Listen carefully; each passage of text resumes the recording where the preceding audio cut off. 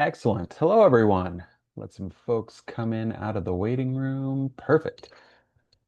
Thank you all for joining us again for part two of what was an engaging seminar a couple of weeks ago. So, this time of year in particular, retailers are very focused on their financial numbers as they head into 2026. But there's a lot of numbers to keep track of, as we saw in part one of this series. So we wanted to make sure that we had a session that really dives deep into the heart of retail metrics and specifically on your financials. What is it that you need to look at a regular basis? What do you need to understand in order to keep your business growing?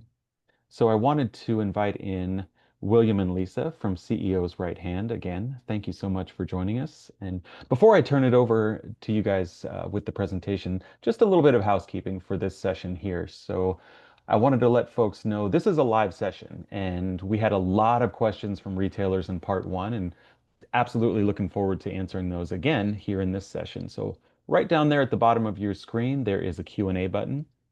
At any point in time, feel free to load up your questions there and we'll address everything at the end. One of the questions that we do get is, are you recording this? And 100% yes, we are recording this session. We understand retailers lead very busy lives. So if you have to leave a little bit early, that's not a big deal. We are going to send the recording out and you can review this with your team on your own schedule. And if you have any follow-up questions, we will be including contact information in a follow-up email as well. So if you're not familiar with Management One, thank you for joining us today. We basically have existed for about 40 years providing merchandise intelligence and education for independent retailers. And our main purpose here really is to provide financial security for our people, our clients, and our retail experts. So we're very excited for sessions like these because it allows us to collaborate with industry experts like William and Lisa. So I will turn it over to you. Great. Thank you, Nico, and thanks again for allowing us to present and help your members think about finance and accounting and what's important to a retailer when you think about these various topics. Because there, like you said, there are a lot of different things to get into the weeds on, and so we're trying to provide high level education and information that people can readily use as they're managing your business. Love it. So we have, as you said, put together a two-part series. If you missed the first part, Nico, I assume there's a link on the website to get to the first one. So we're going to dive Absolutely. into the second part. And in the first part, just a real quick recap, we went over the financial statements, really income statement and balance sheet, and what to think about there. And when you're looking at those statements, what's important to look at: working capital, which is the net amount of capital that you have available to invest in the business, and what's the value of having clean books and how do you do that. And so we really want to take that information from what we presented before about your financial statements and the metrics of your business. And today we're going to dive into, as Nico alluded to, the ratios and the metrics and things like that that really help drive success in a retail business, right? So we really want to focus in on what those ratios are and what a dashboard might look like for a retailer. So just a real quick about us. Lisa and I have been doing finance in a variety of aspects for many years. I built CEO's Right Hand to provide strategic financial advice to small and medium businesses. So that's what we do. That's what we're about. Lisa specializes on the retail side. So she has deep expertise in what finance means to a retail owner. So feel free to ask questions along the way, or if we need to, we'll have a little bit of room at the end. So jumping into it, the financial dashboard, right? So if you think about driving a car, right, you have it sort of the knobs and dials of where you're headed and how you're getting there, but you need to think about, in the analogy, how fast are you going? And back for those people that remember stick shifts, right? So what's your tachometer say and all that. So you need to understand from a financial perspective, what are the things that should be on your dashboard if you think about the analogy. So what types of metrics and which ones should you be looking at on a regular basis, and how do you calculate them? What is that? Where does that information come from? You have a lot of different data in your financials, so you need to understand what all the data is. So that's really important for looking at the information on your screen, right? So you need to understand exactly what all that looks like. Actually, I'm going to put this in full screen for you. What all that looks like and what the benchmarks are, right? So how much should you be spending on sales and marketing, or how much should you be spending on general administrative expenses or cost of goods sold?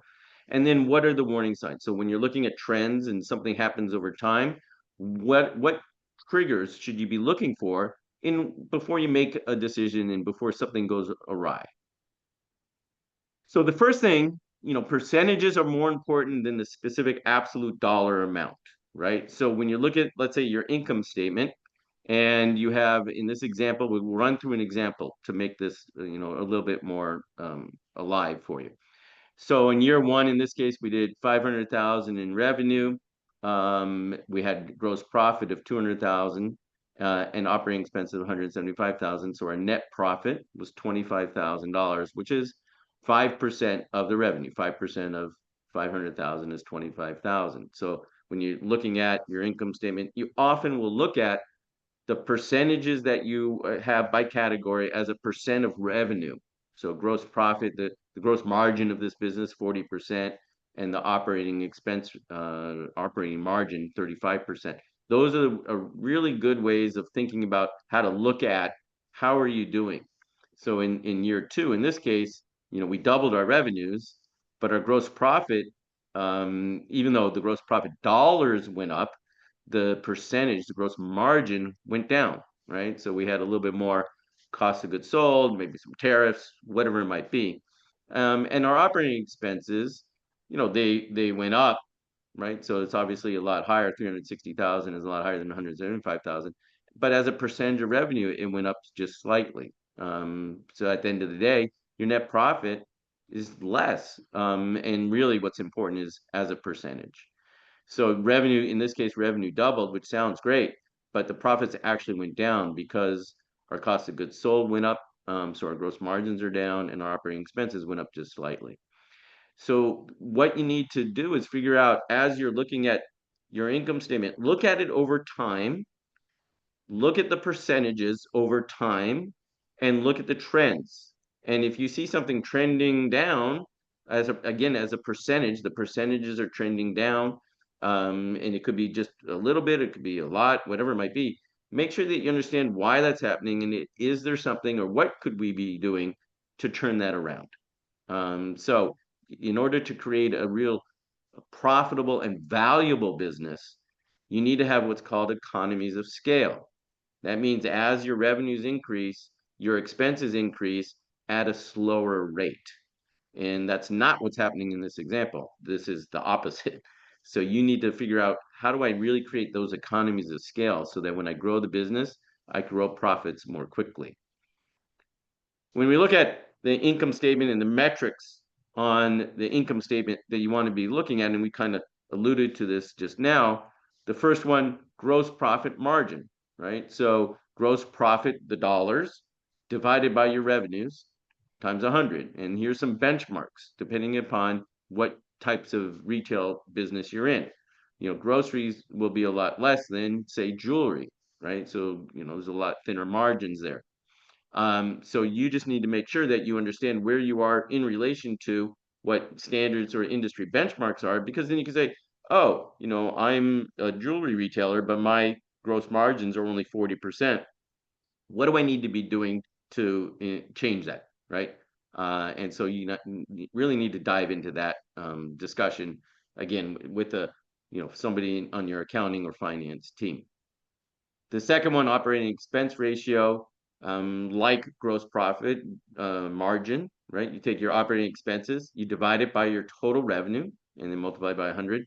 And this is where I was talking about creating a scalable business. So the scalability test means that the percentage should either stay the same or go down, but you really need to ensure that your expenses do not increase as much as your revenues increase. So the rate of increase for your operating expenses has to be lower than the rate of increase of your revenues.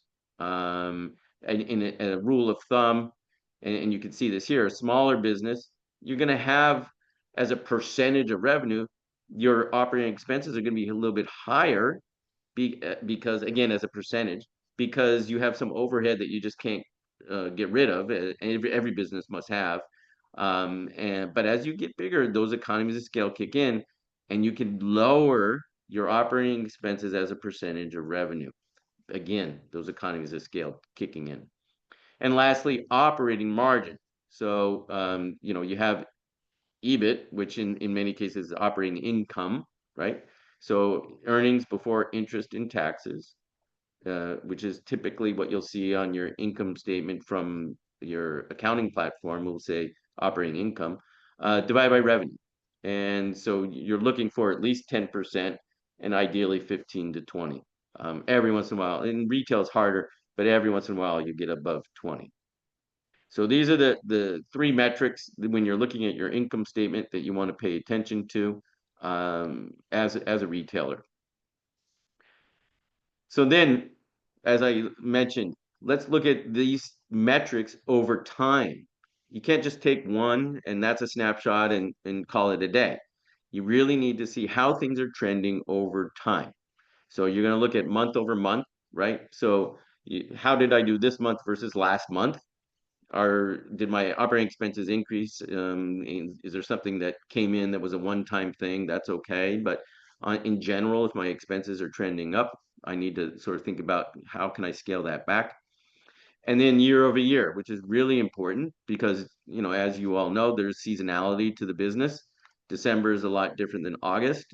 So you want to look at, last month, let's say, we're in November now. So last month, October of 25 versus October of 24, so that you can see how you do in that same month, year over year, and look at the trends for every October for the past number of years in terms of gross margins, in terms of operating margins. Budgets, right? Everyone who runs a small business should have some sort of budget, right? How much do I think I'm going to spend next year, month by month? How much do I think I'm going to earn in revenue, month by month? What does that look like? What is my hiring plan, if any? What are my operating expenses? Is my insurance going up? What's happening with tariffs? All those types of things. So you can say, okay, here's what I think is going to happen given what I know today. And then when you have your actuals, you compare with what you thought you were going to do. So what is my actuals? What's my budget? And what's the difference, the variance? So that variance analysis is very important because it says, hey, I'm trending off from where I thought I was going to be. How can I get the ship back on course? And spending time on that. So, make sure that you do this month over month, meaning month versus prior month, year over year, month versus a year ago. How am I doing versus budget? And then what do trends look like over time? So how are my gross margins trending over time? How are my operating margins trending over time?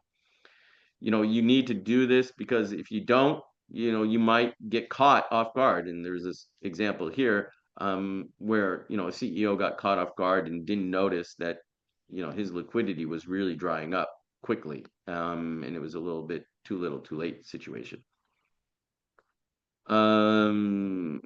Here, I think this is Lisa. I'm handing this off to you. Awesome. So as William just noted, a lot of metrics can be given and told from the income statement, but the balance sheet is also really important. I like to usually say that the bodies are buried on the balance sheet. What we're really looking at is the red flags that can be on your balance sheet that you may not be paying attention to on a regular basis because it's sitting on the balance sheet, but there's many metrics on here that will give you some red flags. Negative equity, low liquidity, too much debt. That's never a good thing. You've over leveraged your business. Excess inventory, which is a very slow drain on your cash as well as on your balance sheet and your business. And poor documentation and follow through on related party loans. A strong balance sheet can enable you with better interest rates, higher credit limits, better terms with your vendors, and faster approvals.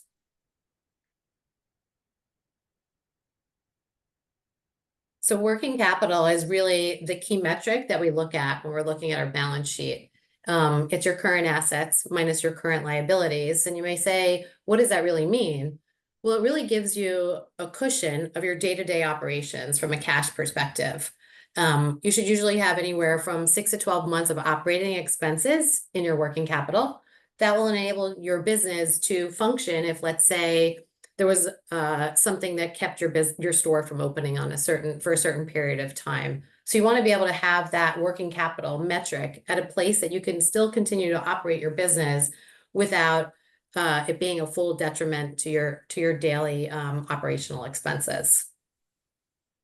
There's another metric called your debt service coverage ratio, and this is really telling us if you can afford your debt payments. Some businesses may have to take out a loan, so you want to be able to project and understand that you can pay down your loan with this metric, which is your debt service ratio metric. And we've got some key benchmarks in there. But really, cash flow challenge in retail is predominantly determined and set by your inventory. I'll walk you through an example here, but having key metrics around your inventory will really enable you to have successful working capital and keep your business moving forward. But in this example, let's say you buy your inventory from your suppliers, you have payment terms with them. But when you put that inventory on your shelves in your store, you may not sell it right away, which means you've got cash that's tied up in inventory. Until you actually sell it and you sell that inventory and get the cash from selling it out, that's probably anywhere from 60 to 90 days later. And so you still need that cash to pay for the inventory before you actually get the benefit of selling it out to your customers. Bottom line, you're funding your business for at least, anywhere from 90 to 120 days, depending on how quickly you're turning your inventory. So again, those ratios on the prior slide are really important metrics to preserve your cash, make sure you know what your cash positions are, and be able to run your business.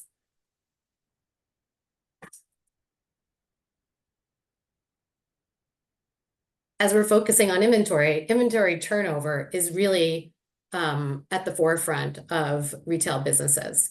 You want to be able to move your inventory fast enough to generate the cash to pay your operating expenses and have some money left over from a profitability perspective. Inventory turnover, really there's an example here on the left side of you have inventory, cost of goods. You've got days worth of inventory of 73 days. That's a pretty long time. But also, depending on your type of industry, there's benchmarks that range anywhere from 3 turns of inventory in the furniture business, because that's a lower volume, higher cost, higher retail price than something like grocery, which has higher turns and a lower price point. But really, if you're looking at inventory turnover, anything under 45 days is really an excellent benchmark. But sometimes not so easy to achieve due to seasonality or purchasing too much inventory or not having enough inventory. But higher turns is better. This way, you're not tying up as much cash and you can put it into more liquid investments.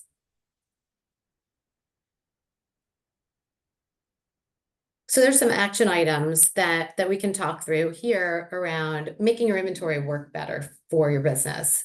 If we're looking at sell-through rate, we should be looking at, what the winning SKUs are and what maybe the SKUs are that you should be buying or cutting. When we look at cutting inventory, we should be looking at, again, the turns. But are we tracking our inventory by, let's say, categories? If you have seasonal product, how deep of a level of granularity do you understand your SKUs? Are you looking at it as on a SKU basis or a category basis? Because then from there you can determine your markdown policies, and obviously your markdown policies impact your gross margin, and that's less cash in the bank at the end of the day. But that's the best way to really get rid of inventory that is just sitting. Focus on your buys, focus on understanding your demand planning, and really getting rid of the slow movers and not purchasing too long on SKUs by looking at historical trends or history within your business. So to go back to the slide that William had mentioned initially around understanding your operating expenses, it's important to really tie all these things together to be able to purchase the right SKUs, purchase the right amount of inventory, and also be able to meet your operating expense levels.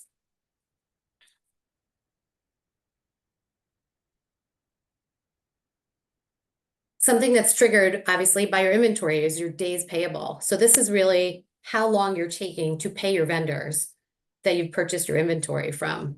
This goes over and above your payment term. So we have the formula for days payable outstanding is right here on the screen. On average, this example on the left side is saying that you're paying your suppliers 30 days after you're receiving your goods. The balancing act that was making sure that the cash out of your pocket is really capitalized and balanced.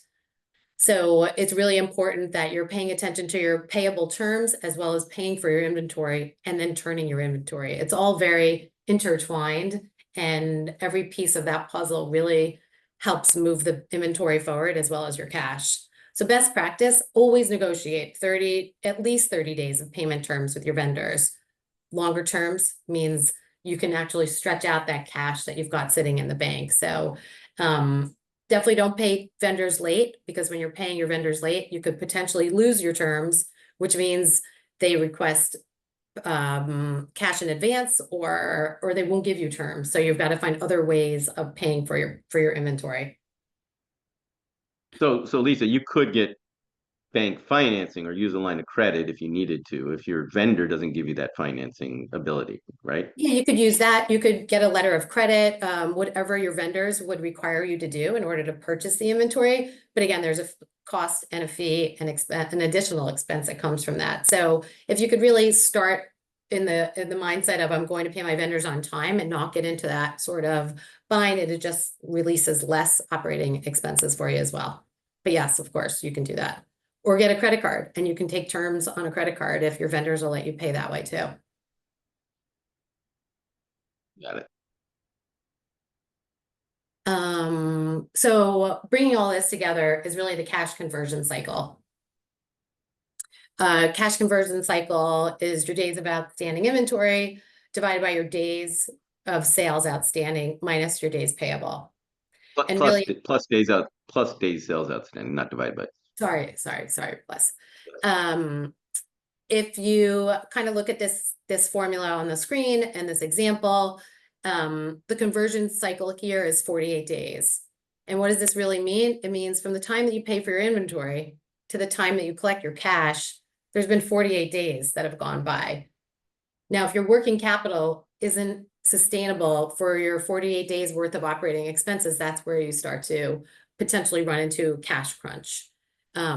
Ways you can improve this cash conversion cycle: reduce your inventory days, reduce your sales outstanding, minimize your terms, and increase your payables. But again, as we just chatted about on the prior slide, increasing your payables also potentially ends up with terms with your suppliers that may not be as good.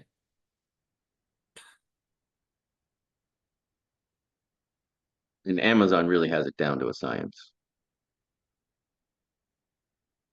Yeah, they've seemed to have cornered the market and everything.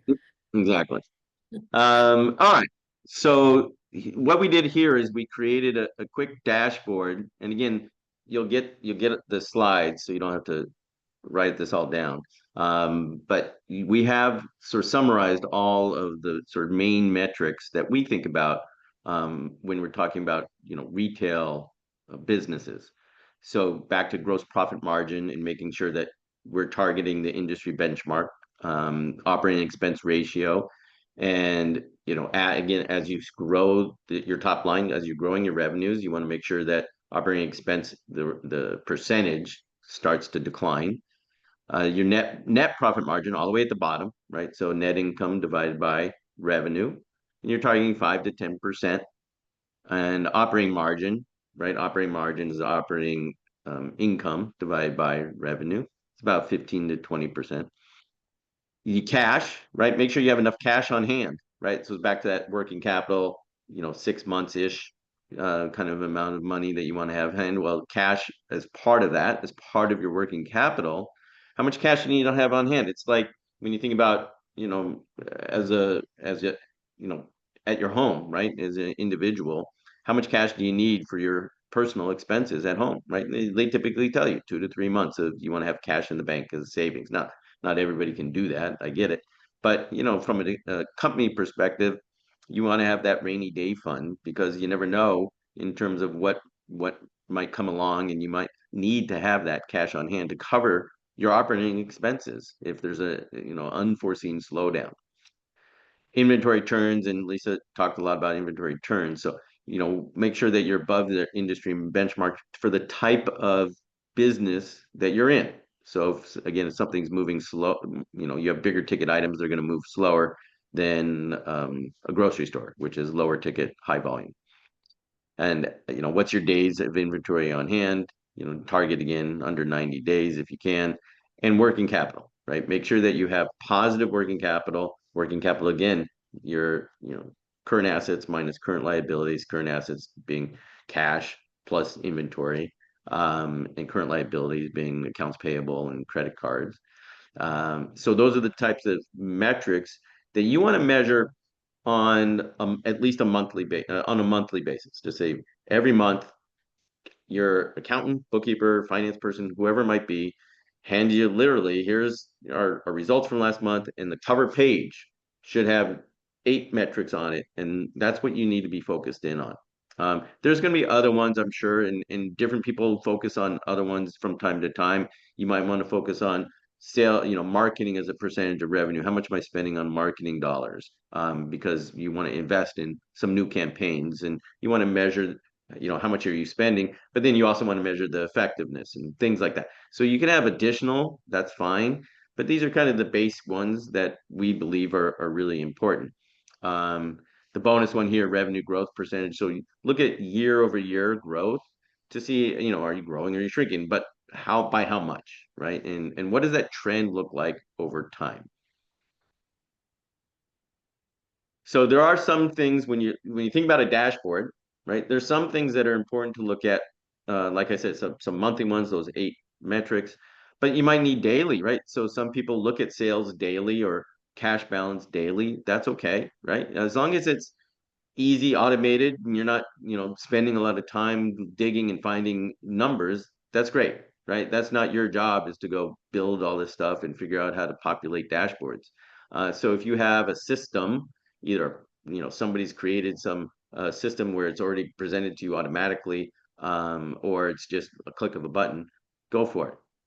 If that's something that, you need to understand on a daily basis, on a weekly basis, you might have things like revenues and sales and things like that, or there might be expense categories, cost of goods sold, something like that. And if you're, running short on cash, you're going to want to look at cash on a weekly basis. Oftentimes when we come into a business, we develop a 13-week cash forecast. So we can see how much cash we forecast to have every week for the next 13 weeks, 1 quarter. And so sometimes we work with CEO founders to make sure that they have that dashboard, that weekly cash forecast, updated once a week, so that we can forecast if something's going to, go off the rails. We don't scramble at the last minute to go, get some bank financing or put a bunch of expense on our credit cards, or God forbid, have to cut back on our staff. The monthly ones, so those 8 metrics that we just talked about, and the trends. So you have your 8 metrics on the dashboard, but really you want to see, a little line graph for each one. So here's how we're doing over time, and you see that on that dashboard. And then quarterly, those are going to be higher level reporting, but we're really going to do a deep dive and analysis into some particular issues that we might be experiencing in the business. And so we need to spend more time figuring out, well, what's the root cause and what are we going to do about it? And it's really a little bit more strategic. Quarterly, and these types of reporting and packages that we put together, like here we've talked about category level performance. So how is this category of our business doing versus that category? Or, for people that have multiple locations, how's this location doing versus that one, et cetera? Should we be looking at a new location? How do we fund that, et cetera? So these are the bigger picture items that you want to think about, every few months. So, lots of times people get caught in the weeds and they're working in the business, instead of working on the business. So you want to spend time once a quarter, taking a step back and looking at these bigger picture items. Another thing we think about is what are leading indicators versus lagging indicators. And this is really important because you want to think about what types of data information can you get that will foreshadow potential problem, or at least, or maybe good news, so you can see what's coming, right? And there's lagging indicators of what's happened. So how much did we make in the past month, past quarter, past year? How much revenue did we generate? Right? What was my cash balance at month end? That's what happened in the past. It's a rear view mirror look. Leading indicators are what's coming. So if I have a sales pipeline, right? Some people do that, cash-based businesses don't. But if you have a sales pipeline where you're selling maybe wholesale or something like that, where you have some indication as to, is my pipeline growing? Is it shrinking, right? So if it's shrinking, then my revenues in the coming periods might be lower. If it's growing, they might be higher, right? If I have my inventory, if my inventory is growing and growing, that will indicate that there's going to be a need for cash because your inventory isn't generating enough cash for you or as much cash for you. So you got to look at how much days inventory you have on hand and see if that's growing or dropping. Trends in your gross margin. So if you see some gross margins are trending down, again, that could foreshadow cash problems going forward because your cost of goods sold is eating up more of your profits than it had been in the past. And then looking at sell-through rates. So look at the lagging indicators and the KPIs, all that tells you what happened and how am I doing? How's my company doing? The leading indicators help you predict what's coming, right? So in this example here, we have, you see days inventory going from 60 to 75 to 90, then that's telling you that cash will be tight in the coming 2 to 3 months. So if you do something about it now, you don't have to worry about making payroll in, the 2 to 3 months from now. So the metrics are an alarm, right? They give you warning signs. So if you see something declining, what categories, here are the analyses that you could do. What product categories are dragging your margins down, right? Are you discounting more? Did your supplier costs increase? Again, I keep mentioning tariffs. So did tariffs change, right? So all these types of things will impact your gross margins. And when you see things happening, lots of times we see CEOs who are so busy focusing on sales and revenues and getting the next dollar in the door that they don't spend enough time digging into issues that could become big problems before it's too late, right? So we see this time and time again, like inventory turns, right? So are certain SKUs sitting, right? They're not moving. Well, let's do something about it. And that's this dead stock analysis that, I'm sure lots of you do, but sometimes, again, people get too busy and they don't spend time on dead stock. Are you over ordering? Is there seasonal or structural problems that you need to figure out what's causing those inventory turns to slow? What's going on with operating expenses? So are certain categories, you might look at the bottom line, and bottom line might be kind of okay, but when you look at it category by category, there's movement within.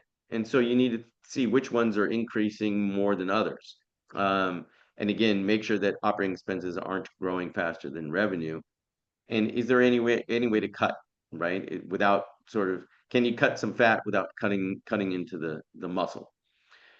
And then is cash declining, right? So do you have AR? If you have AR collection, some people do.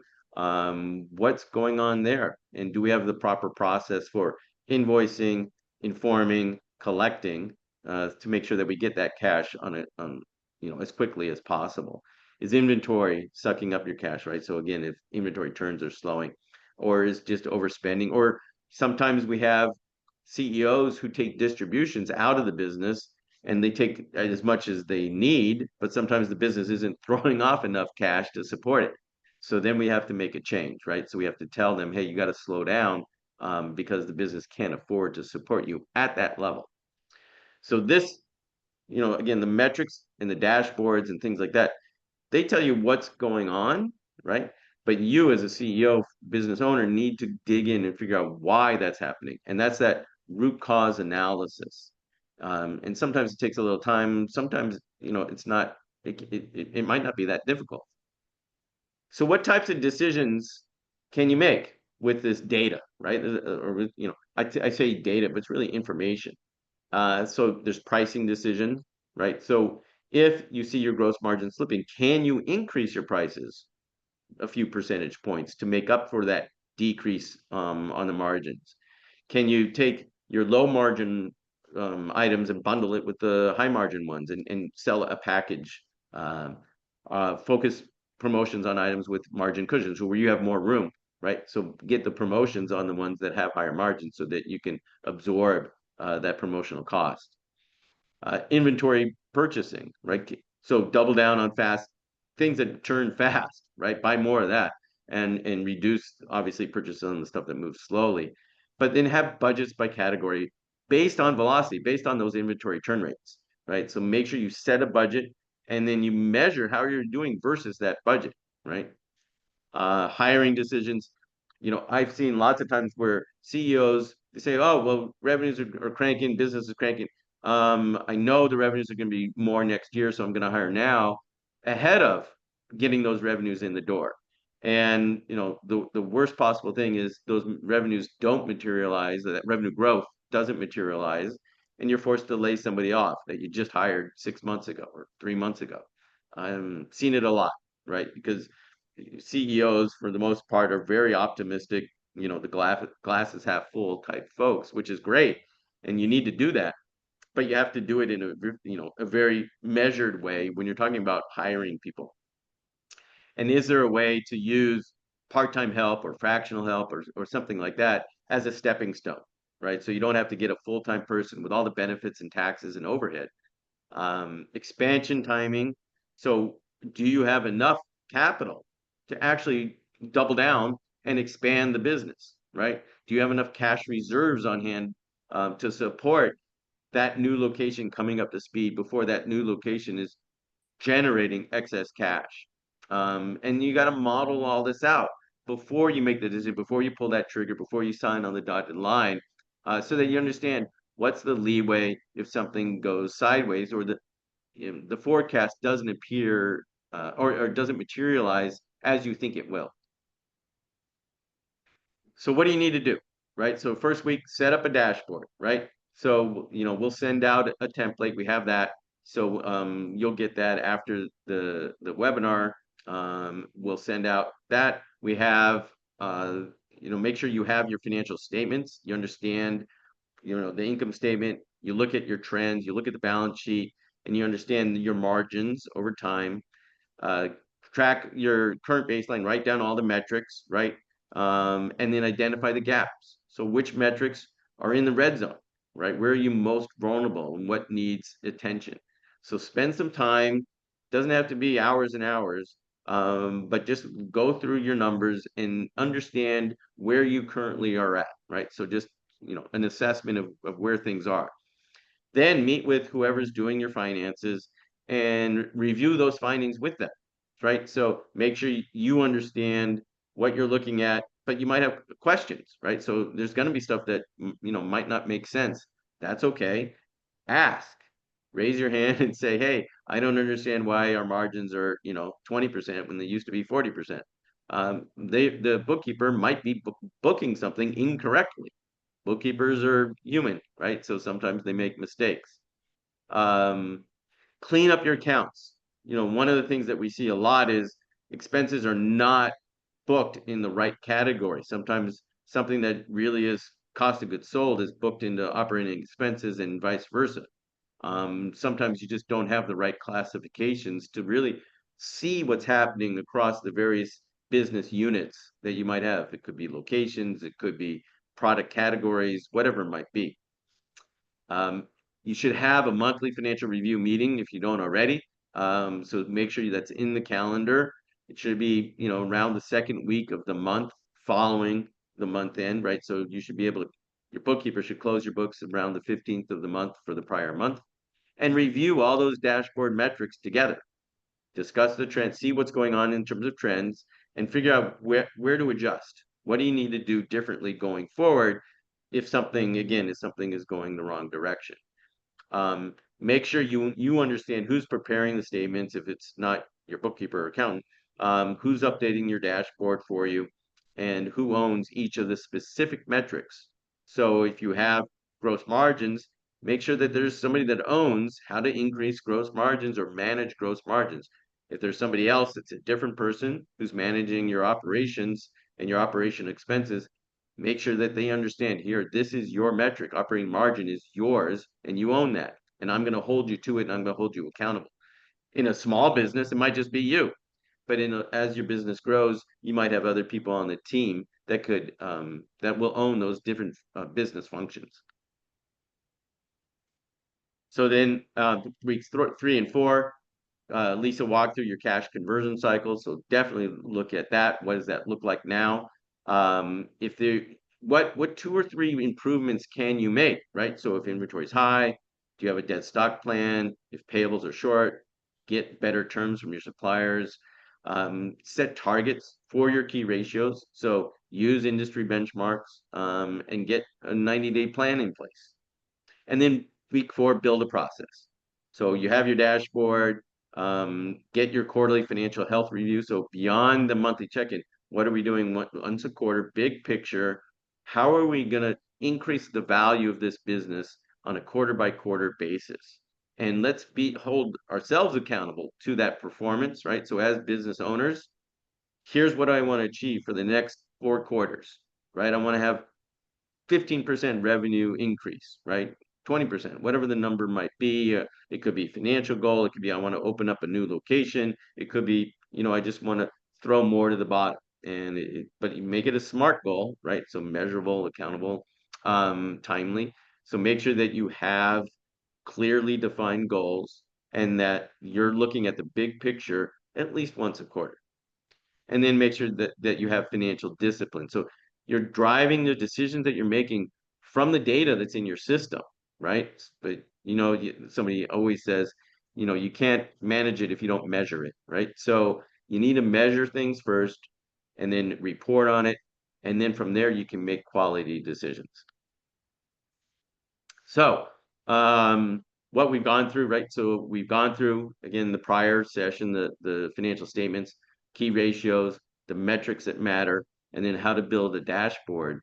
So people that understand this can get a little bit more comfortable. Now it takes time and it's like a muscle memory, right? So you're not going to learn all this instantly from 2 hours of presentations, but you want to start digging into this. We have lots of resources. We have a book available if you're interested on Finance 101 for CEOs of small businesses. But that enables you to have the conversation with a lender or a banker or maybe an investor someday. Or maybe it's just your spouse, right? Say, hey, here's what's going on in the business. Let me tell you, I'm kind of proud about how we've increased margins or decreased our inventory days, whatever it might be. But really, you want to be proactive about this so that you're ahead of the curve and prevent problems before they become big problems, right? And so looking through these metrics and making sure that you're tracking them, these are the types of folks, as we say here, that will do well, right? If you ignore it, you put your head in the sand and you hope hope for the best, lots of times it doesn't turn out so well. We like to tell you, you want the knobs and dials of the business so that you really understand where you're headed and how you're going to get there. I think somebody had a question, Nico, or somebody raised their hand.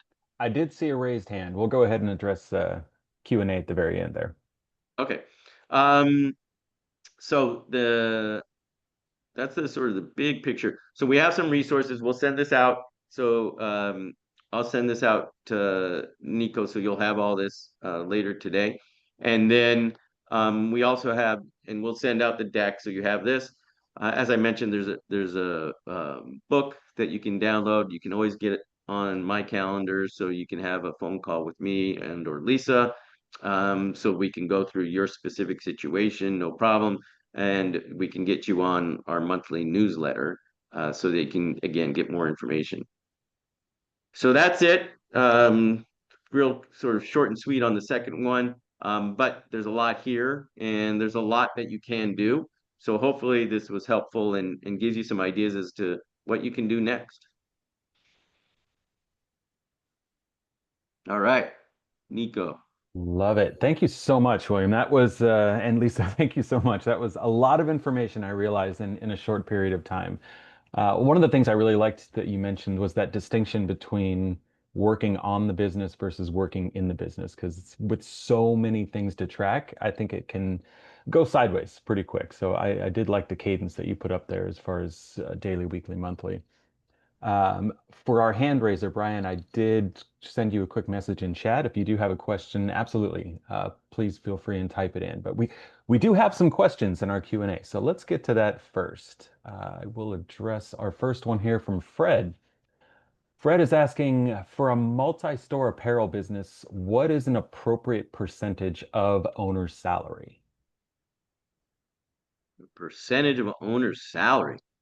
Well, I don't think it matters in terms of the type of retail business, but it does matter in terms of the size of the business and revenues, the size of the business in terms of profits, right? So, what we like to do, what I like to do is say, how much are we taking as a salary, and then how much are we either reinvesting in the business or keeping in the business, and then how much are we taking out as profits as the owner of the business, right? You have the profits, you get the profits at the end of the day, but you can pay yourself a salary as an employee, and I do this myself, right? So I do it so that I can then have my 401k, my company matches my 401k, so I get an expense deduction in sort of round numbers.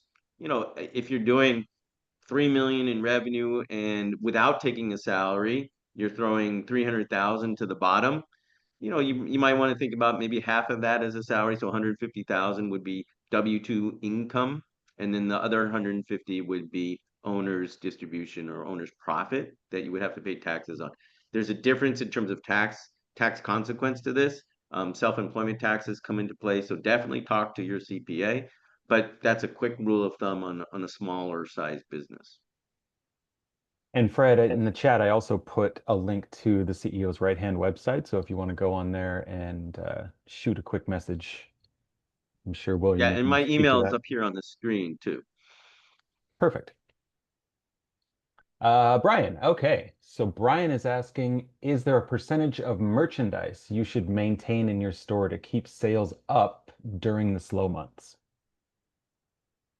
Oh my God, Lisa, do you I have an I idea on think, that one? yeah, I think that's a somewhat of a loaded question because it depends on how big is your store, how much are you spending on rent, what's your working capital, and you obviously don't want your shelves to be empty, but you don't want old merchandise on the shelves either because that's not really going to drive traffic or drive sell out or sell through of the product. So I think it requires a little bit more diligence to be able to answer that question with a concrete answer. And I'm not trying to be vague intentionally. There's just a lot of things that will come into play when you make that decision. Is it a profitable store location or is it a location that isn't making money and you're trying to generate traffic and generate footsteps in that store? Yeah, I would also layer on that too, Lisa. It's tough to answer as a whole because each category moves at a different velocity. So Right. that would be a percentage-based question per category as opposed to overall merchandise in the store. Yeah, exactly. But thank you, Brian.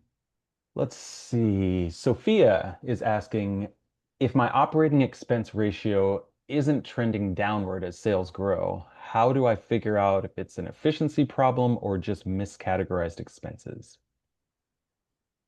Well, you definitely want to look at how things are being. Well, the first step is to look at how things are being categorized. So what we do there is we go month by month and we see, okay, for the past 6, 9, 12 months, what are the categories roughly as a percentage of revenue? And if something's shifting, then something's might be amiss, number one. Number two, we go back to the chart of accounts and see which accounts are in your chart of accounts and make sure that they're appropriately created for your business and a retail business in general. Number three, you have to do some quick um, sort of sniff test, if you will, of your bookkeeper and have another pair of eyes, like your tax accountant as another pair of eyes, or somebody like us, whoever. But have somebody with another pair of eyes every once in a while, periodically take a look and to see, hey, does this look right? Does it pass or the industry benchmarks or other businesses of this type and size? Because you're right, you'll see things that might just be miscategorized. This should be in cost of goods sold, but it's in operating expenses. So, those are the types of things where a deeper dive in the numbers is something that you need to do periodically. I also think to add to William's point, if you're on cash basis versus accrual basis, that can also have some miscategorization too. So I think it's important to know if there's categorized things, is it because they're being expensed as a cash on a cash basis as opposed to accrual basis, and your financials are on accrual basis. So that starts to cause a little extra noise as well. So Lisa, most retailers, or I don't know, it's a question. Are most retailers on a cash basis, and is that okay, or are you saying most should be on an accrual basis? I think at the end, accrual basis is the option that most retailers take, because if you're looking to either sell your business or look at your numbers like from an outside looking in, accrual basis is I think the more ideal way to do it. But what I've also seen is some retail establishments or businesses start to combine the two and use accrual and cash basis in their financial statements, and that just creates confusion as you're looking at your data also. Interesting. Let's see. We'll go to Andy here. Andy popped in with a new question. He says, or asks, regarding variable operating expenses like marketing, for example, how quickly should these be increased or decreased, and what indicators are you looking at for that decision making? So I'll take a stab at this one, and then Lisa, I'd love to hear your thoughts. So when you look at investing in your business, right, which is talking about spending money, right, investing in your business like marketing, if you really want to grow your business, you might need to invest more as a percentage of revenue in marketing than you would otherwise. So it kind of depends on the stage of the business you're in. If you're a new business, you're going to spend much more on marketing as a percentage of revenue than if you've been in business for 10 years.